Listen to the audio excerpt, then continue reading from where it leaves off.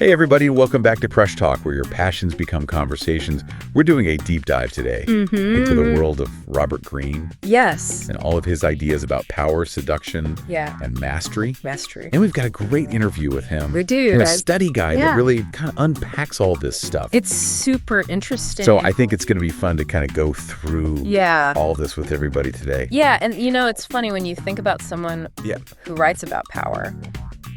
You kind of automatically picture, you know, like a very traditional, you know, academic background. Yeah. But Greene's path was anything but.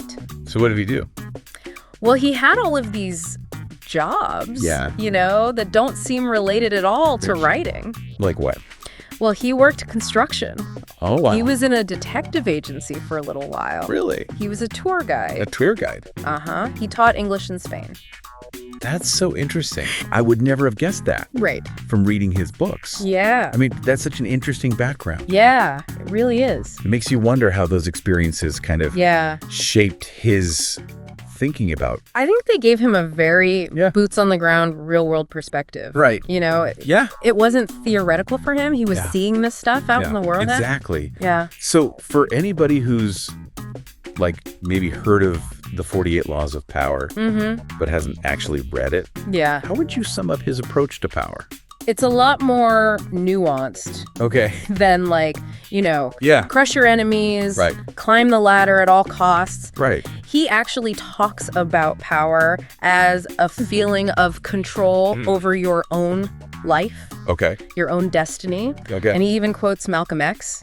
He says, absolute power corrupts, but absolute powerlessness corrupts even more. Wow.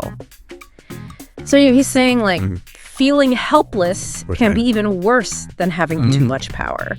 That's powerful. It is. So it's not just about, like, dominating other people, but it's about having agency in your own life. It is. And, you know, a big part of that agency comes from understanding how to present yourself to the world. You know, Greene's a realist. He acknowledges that people judge us based on, you know, our appearance, our clothes, our body language. It's like we're putting on a performance to some extent. He actually compares it to wearing masks. Oh, really? Yeah, which was, you know, totally normal back in the 18th century. People understood that they were playing a role in public. But he thinks today we've kind of lost that sense of separation. So we get so caught up in appearances that we lose sight of who we really are. It can be a danger. You know, and it can lead to a lot of anxiety and insecurity. And he thinks the antidote to that is cultivating genuine confidence. But how do you even do that? Well, a big part of it for Greene comes down to body language. He thinks it's a much more reliable indicator of someone's true feelings and intentions than their words. I'm fascinated by body language, but it's also kind of intimidating because there are so many subtle cues to pick up on. So, like, what are some of the key things? Well, she talks about focusing on things like micro expressions. You know, like, think about the difference between a fake smile and a genuine smile. You can usually tell, even if it's fleeting. Tone of voice is another one. Tone of voice? Yeah, you know, people who are nervous tend to talk really fast.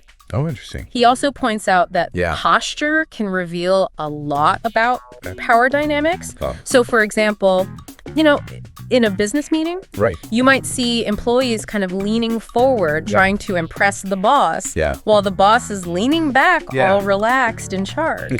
Okay, so if we're all sending all these signals with our body language, how can we make sure? Well, here's where it gets interesting. He says the best way to improve your body language is not by obsessing over every gesture, but it's by cultivating inner confidence. So skip the power posing in the mirror before a big meeting. Probably not going to hurt, but it's not the key. It's about developing genuine self-assurance, and that comes from within. So speaking of influence, let's talk about seduction.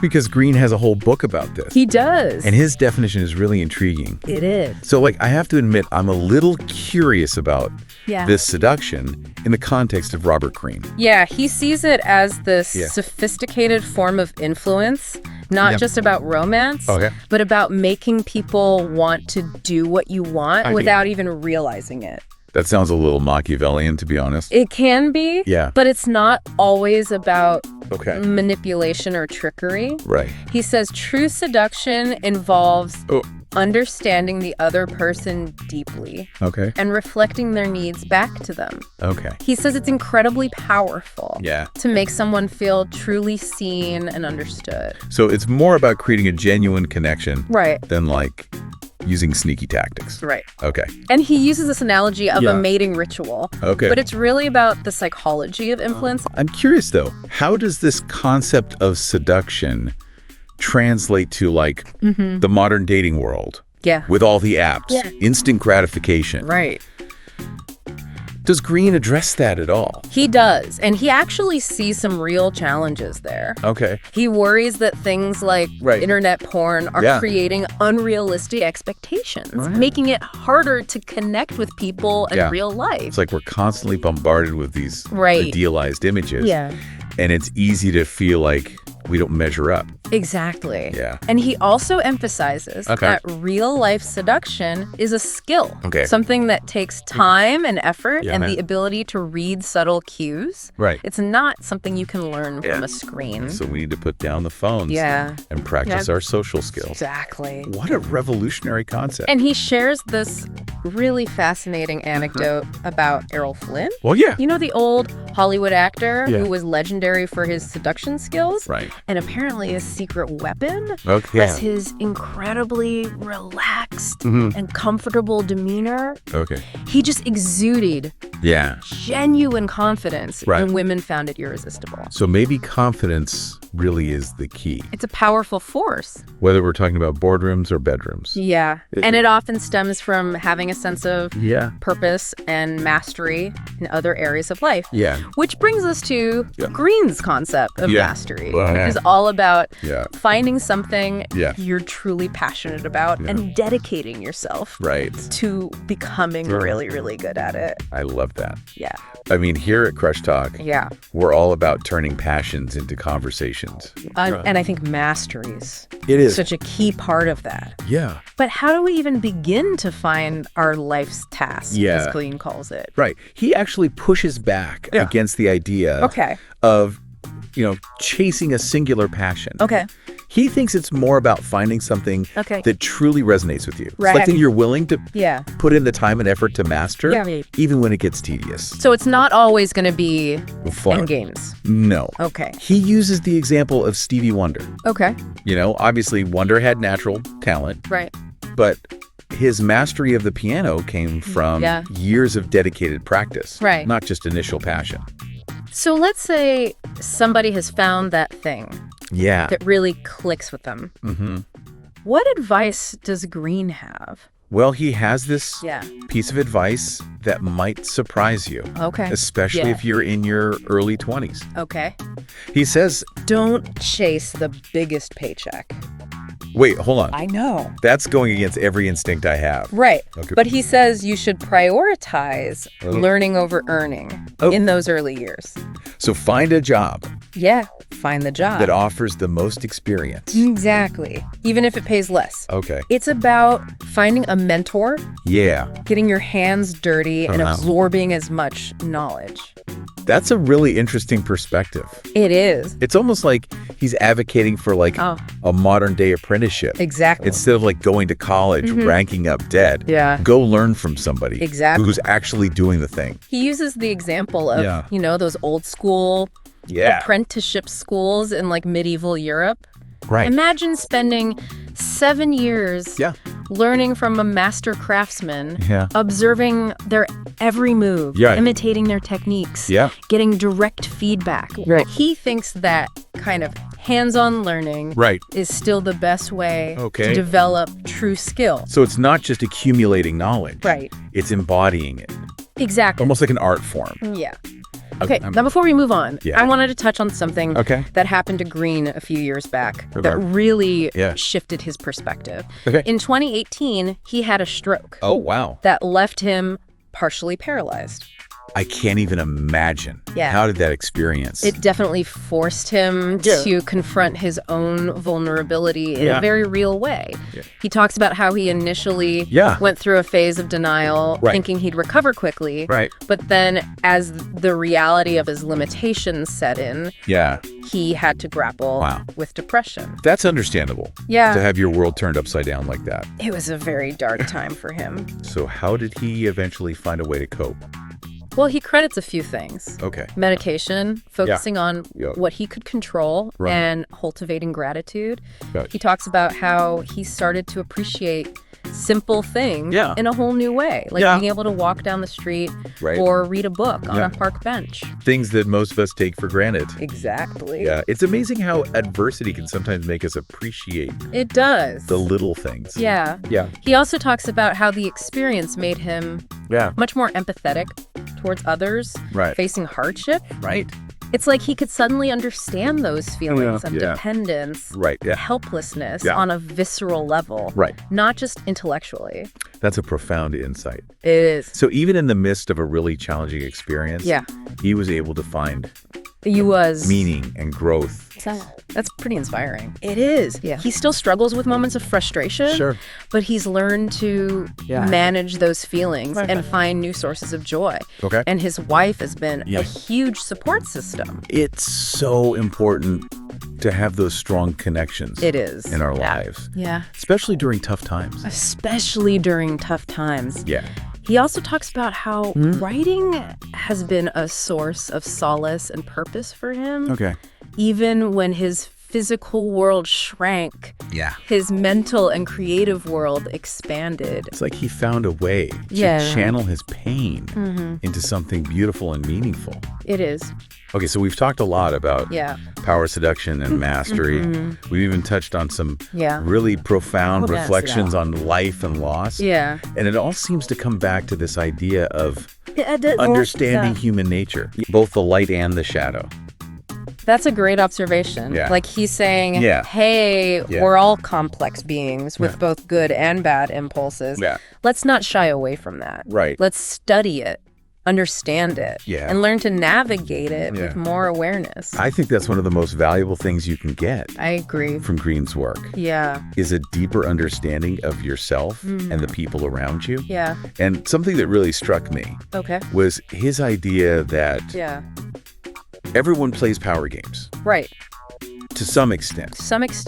And I think a lot of people, especially those who consider themselves to be good people, struggle with that concept. It's funny, isn't it? Yeah. We tend to see the world in black and white. Right. Good versus evil. Right. But Greene challenges us to see the shades of gray in human behavior. So it's not about being a bad person. Right. It's about understanding the dynamics at play. Exactly. And making conscious choices. Yes. About how you want to participate. Exactly. Yeah. And he uses some pretty surprising examples to illustrate this point. Like what? He even brings up figures like Mahatma Gandhi and Martin Luther King Jr. I always thought of Gandhi as this purely peaceful, almost saintly figure. How does he fit into this idea of... Well, obviously, he was deeply committed to nonviolence, but Greene points out that he was also a brilliant strategist. Okay. He understood how to leverage public opinion, how to play on the moral conscience of his oppressors. Right. He even chose to involve children in some of his protests, knowing it would evoke a strong emotional response. That's unsettling, to be honest. It is, but I guess it makes sense. Yeah. Even the most well-intentioned people have to understand how power works. Me too. If they want to make a difference. And Greene isn't saying that Gandhi or King were being manipulative in a negative way. He's just pointing out that they were aware of the forces at play and used that knowledge strategically to achieve their goals. I tell you, you can have the best intentions in the world, but if you don't understand the rules of the game, you're not going to be very effective. You're not going to be very effective.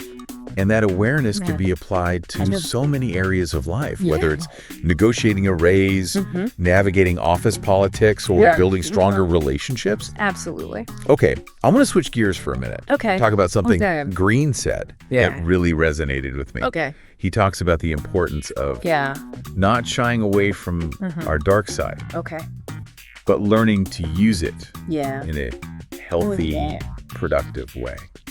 Yeah. Can you unpack that a little bit more? It's a powerful idea. Yeah. He's not saying it's okay to be a jerk, of course. Right. But he's acknowledging that we all have these darker impulses. Right. Anger. Right. Jealousy. Envy. Yeah. Maybe even a degree of narcissism. That's interesting. Yeah. I feel like narcissism it's a word. Is a word that gets thrown around a lot these days. Like it's thrown around a lot. Yeah, but I'm not sure everyone really understands what it means. Right. It's become a bit of a buzzword. Yeah. But Greene points out that it's not always a bad thing. Okay. It's a natural part of human development. Okay. A way of building self-esteem. Okay. Especially when we're young. So a little bit of self-love is healthy.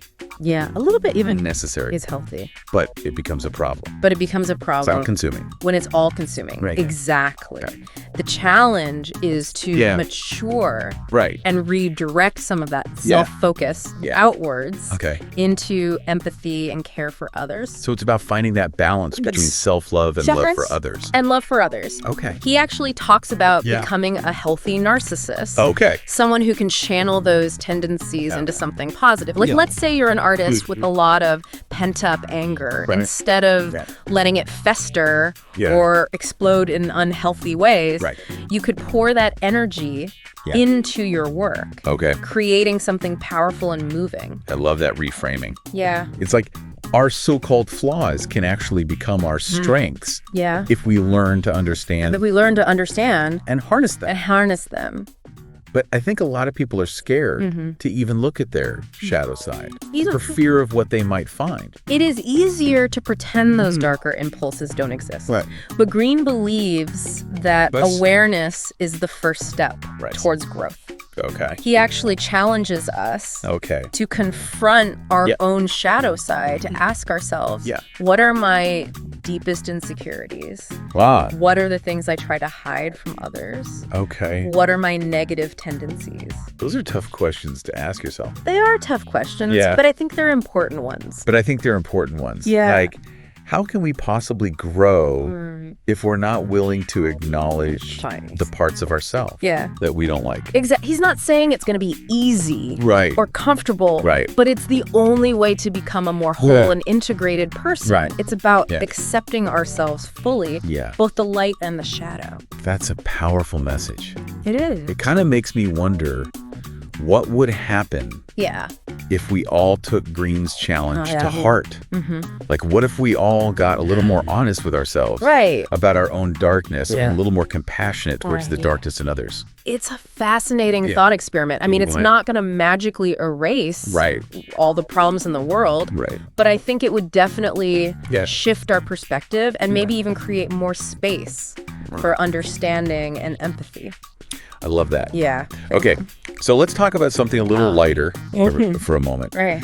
Greene actually offers some really interesting insights into seduction, both in the romantic sense and just in terms of becoming a more magnetic and influential person. He does. So what are some of the key takeaways there? Well, he wrote a whole book on the subject called The Art of Seduction. Right. And one of the things he talks about is how in a world of instant gratification and online dating, we've lost touch with the art of real-life connection. It makes so much sense. Yeah. It's like we're so used to swiping and filtering and curating our online personas that we forget how to be present and authentic in the moment. Exactly. And that's where Greene's concept of the concept of seduction comes in. He says it's about being fully present and engaged with the other person, listening deeply, understanding their needs, and reflecting those needs back to them. So it's not about telling games or using cheesy pickup lines. He actually calls those tactics anti-seduction. Okay. He says things like preaching moralizing, being stingy, and being overly insecure are huge turnoffs. So being a condescending cheapskate pretty much with low self-esteem is not the way to win somebody over. Not the way to win somebody over. Instead, he talks about cultivating qualities like generosity, confidence. And a vulnerability. Wait, a vulnerability? Yeah. Isn't that kind of the opposite of confidence? It might seem that way. But Greene makes a distinction between insecurity, which he says is repulsive, and vulnerability, which he says is attractive. So what's the difference? He explains that it's about being open to being influenced by the other person. Letting your guard down and allowing yourself to be seen. It's about creating a space for genuine connection. That makes sense. Yeah. We're all drawn to people who are comfortable being themselves. Yeah. Flaws and all. Flaws and all. It's refreshing. It is refreshing. Yeah. And it takes courage to be vulnerable, especially in a world where we're constantly bombarded with messages about being perfect and having it all together. So basically, authenticity is sexy. I think so. Oh, okay. I can get behind that. Yeah. But I think a lot of people, especially young men, struggle with feeling confident and attractive in the modern dating landscape. Does Greene address that? He does. He does. He talks about how internet porn can create a lot of unrealistic expectations, anxieties around sex and relationships. It's like you're constantly comparing yourself to these airbrushed, hypersexualized images. And it's easy to feel inadequate. Exactly. Yeah. And he also talks about the need to develop real-life social skills. It's like you can't just learn how to be charismatic and charming from watching videos online. You have to go out there and practice, have conversations, face rejection, and learn from your experiences. So it's a skill like anything else. It is. And it takes time, effort. Time and effort. And a willingness to put yourself out there. And a willingness to put yourself out there. Even if it feels uncomfortable? Even if it feels uncomfortable. He emphasizes the importance of getting out of your comfort zone, reading social cues, and being present in the moment. He even shares this really interesting anecdote about Errol Flynn. The old Hollywood actor who was legendary for his seduction skills. And apparently his secret was being incredibly relaxed and comfortable in his own skin. He exuded this genuine confidence that women found irresistible. So maybe trying too hard is actually a turnoff. Yeah, maybe trying too hard is a turnoff. It's about being authentically yourself. Being authentically yourself. And letting your natural charm.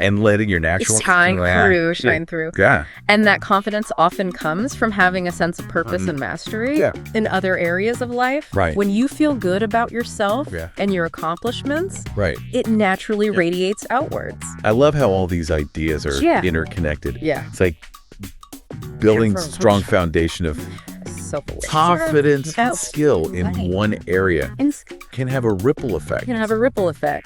On all the others. Exactly. It's a holistic approach to personal development. And I think that's one of the most valuable things you can take away from Greene's work is the understanding that all these aspects of ourselves, power, seduction, mastery, even our shadow side are interconnected. It's not about compartmentalizing or trying to be. They're trying to be a different person. In different situations. It's about becoming a more whole and integrated version of yourself. Beautifully said. That's a powerful idea.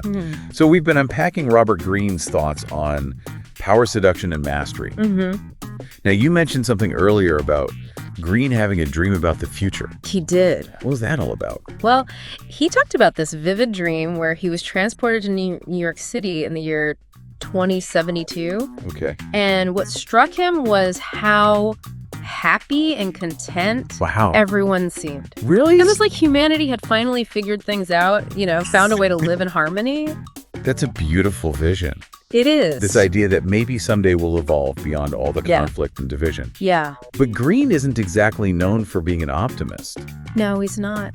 Did he seem to genuinely believe that this kind of utopian future is possible? He acknowledges that there's a lot of darkness and dysfunction in the world right now. Yeah. He's not naive about the challenges we're facing. Yeah. He even worries that technology, while amazing in many ways, can also amplify our worst impulses. That's a concern I've heard from a lot of thinkers these days. It is. Like, we're so plugged into our devices that we're losing touch with real human connection and the beauty of the natural world. He sees those trends. Yeah. But here's the thing. Okay. Even though he recognizes those challenges, he still has hope for the future. Where does that hope come from? He sees it in younger generations. He talks about how they have this rebellious spirit, this desire to create a different kind of world. Okay. It's like they're not willing to accept the status quo. That's encouraging to hear. It seems like a lot of young people are disillusioned with the way things are. Yeah, they are. And are hungry for like a more meaningful, sustainable way of life. Exactly. Yeah. He believes they have the energy and the vision to create a more just equitable and sustainable world. It's like he's passing the torch, so to speak. He is. Saying, okay, I've shared my insights. Yeah. Now it's your turn to take these ideas and run with them. Exactly. Make the world a better place. Make the world a better place. Well, we've covered a lot of ground today. I have. From the subtleties of power dynamics to the art of seduction. Yeah. From the challenges of mastery.